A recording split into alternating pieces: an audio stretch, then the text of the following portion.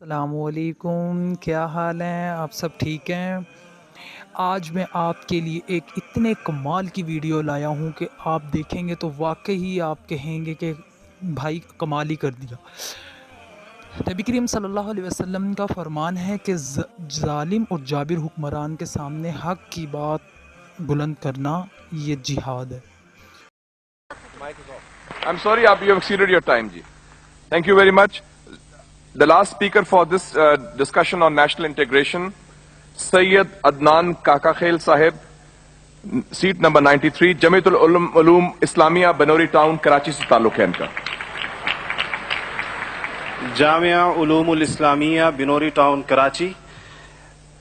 मेरे साथियों ने कल भी इस मौजू के ऊपर बहुत अच्छी बातें की। आज कोशिश करूंगा उन्हीं बातों की रोशनी में इसको बिल्कुल मुख्तसर अंदाज में पेश करूं। इसमें दो राय नहीं है कि हमारा सबसे बड़ा बहरान नजरियाती यकजहती, फिक्री वहदत और इत्तेहाद व इत्तेफाक से महरूमी है। मगर सोचने की बात यह है कि ये महरूमी 58 साल गुजरने के बावजूद अभी तक क्यों है। उसकी वजह यह है कि वो जो बुनियादी प्लेटफॉर्म दिया गया था कि पाकिस्तान का मतलब क्या, ला इलाहा इल्लल्लाह, उस पर कन्फ्यूजन्स पैदा कर दी गई। एक सोचे समझे मंसूबे के तहत अभी तक पूछा जा रहा है कि पाकिस्तान क्यों बनाया गया था, कायद का विजन क्या था। क्या ये चीजें बहुत क्लियर नहीं है? और क्या इस सवाल का जवाब मैं या आप दे सकते हैं या वो नस्ल दे सकती है जिसने तख्लीक पाकिस्तान के खाके में अपने खून से रंग भरा था। ये उनकी रूहों के साथ मजाक है, ये उनकी रूहों के साथ मजाक है, ये उनकी कुर्बानियों का मजाक है कि जी आप तो कट मरे, हमें समझ ही ना आया कि आपका मसला क्या था। हमारा दूसरा बड़ा मसला अमन व अमान की दिगरगू सूरत हाल है और बदकिस्मती से इसको बाज़ औक़ात कहा जाता है कि इस्लाम जिम्मेदार है। हालांकि कुरान का मुताला बताता है कि सबसे ज्यादा इस्लाम अमन व अमान के ऊपर जोर देता है। इब्राहीम अलैहिस्सलाम की दुआ तो जरा देखिए, मईशत की बात बाद में करते हैं, इकोनॉमी की बात बाद में करते हैं, पहले अमन की बात करते हैं। फरमाते हैं रब्बि जअल हाज़ल बलद आमिना, इलाही मेरी इस बस्ती को अमन का गहवारा बना दे। फिर फरमाते हैं वर्ज़ुक़ अहलहू मिनस समरात, इसमें रहने वालों को इनकी मईशत भी ठीक कर दीजिए। और अल्लाह ताला भी जब अपने इनामात गिनवाते हैं तो फरमाते हैं इब्राहीम अलैहिस्सलाम को कि वइज़ जअलनल बैत मसाबतन लिन्नासि व अमना, हमने आपको एक ऐसी जगह बसाया जिसको बार बार आने की जगह और अमन का गहवारा बनाया। ये तो बात बिल्कुल वाज़ेह है। मसला ये है हमारा अमन व अमान तबाह क्यों हुआ, हमारा नौजवान किस तरह दहशतगर्दों का आला बना और हम रोज बरोज लाकानूनियत की दलदल में क्यों धंसे जा रहे हैं।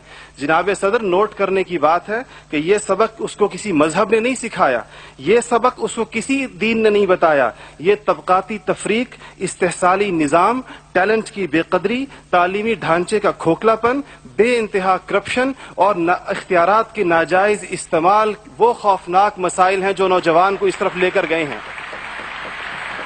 आप ये मसाइल हल कर दीजिए, आप ये मसाइल हल कर दीजिए, फिर देखिए ये नौजवान दहशतगर्द है या अमन पसंद है। हमारा तीसरा सबसे बड़ा मसला जो इस वक्त बहुत अहमियत का हामिल है, जमहूरी रिवायात का फुकदान है। हम अभी तक हकीकी जमहूरी कल्चर और अवामी मैंडेट के एहतराम के माहौल को पैदा करने में नाकाम रहे हैं। टूटती बनती असम्बलियों, इंतखाबी धांधलियों और जनाब सदर अहम कौमी मसाइल में पार्लियामेंट को बाईपास करने की रिवायात ने अवाम का एतमाद मौजूदा पॉलिटिकल सिस्टम से उठा दिया है। इसके लिए हमें अपने उस पड़ोसी मुल्क से सबक सीखना चाहिए जहां से मुशाहिद साहब तशरीफ लाए हैं और आप अनकरीब जाने वाले हैं। उनकी और हमारी तारीख आज़ादी एक ही है। उनको और हमको हमें और उनको एक जितना वक्त मिला है, मगर उन्होंने अपने यहाँ जमहूरी अक़दार को इतना मजबूत कर दिया है कि हुकूमत कितनी नाकाम साबित क्यों ना हो जाए, कोई भी उफ्ताद टूट पड़े, ये नहीं हो सकता कि फौज बैरकों से निकले इक़्तिदार में आकर बैठ जाए। इसी तरह जनाब सदर, मैं ये समझता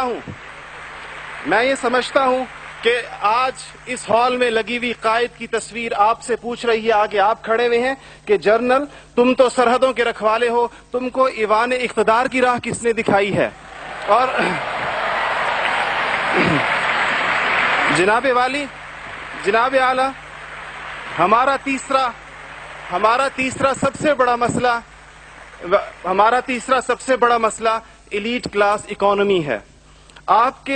आदाद व शुमार के जादूगर कह रहे हैं कि मईशत तरक्की कर रही है, ज़र मुबादला के ज़खायर बढ़ रहे हैं, कर्जे कम हो गए हैं, कशकोल टूट गई है। आप बार बार कहते हैं पहले हम मांगने जाते थे, अब हम देने जाते हैं, और अवाम हैरान है कि खुदाया क्या माजरा है। मईशत तरक्की कर रही है, गरीब का चूल्हा बुझ रहा है, ज़र मुबादला के ज़खायर बढ़ रहे हैं, पेट्रोल की कीमतें आसमान से बातें कर रही हैं, रुपए की कीमत डी वैल्यू होते होते कहां आ खड़ी हुई है। और इसके बाद एक और बात जनाब सदर, आपने कहा कि बसंत मनाने से कुछ नहीं होता, इस्लाम तफरीह से हरगिज मना नहीं करता बल्कि सेहतमंद तफरीह की हौसला अफजाई करता है। मगर खुदारा महरूमों लाचारों की आरजुओं के मजार पर धमा चौकड़ी ना मचाई जाए।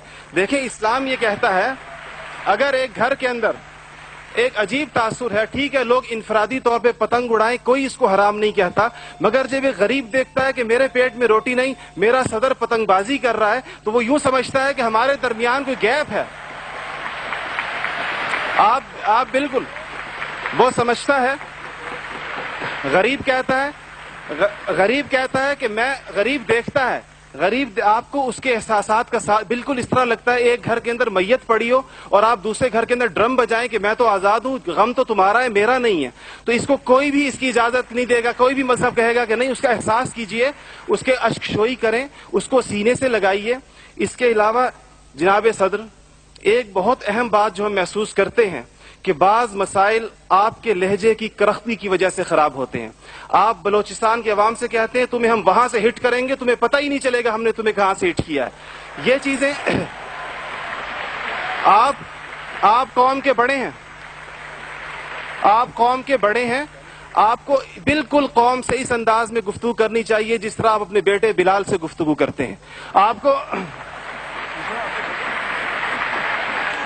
इसके जनाब सदर, आपका लहजा जो है, वर्दी की बात मेरी बहन ने की, वर्दी की बात तो आपने खुद 14 करोड़ अवाम से कहा था मैं 31 दिसंबर को उतार दूंगा, फिर कौम के वसीतर मफाद में आप वादे से मुकर गए। थैंक यू जी, शुक्रिया, मेहरबानी, थैंक यू। आपका टाइम हो गया होगा जी।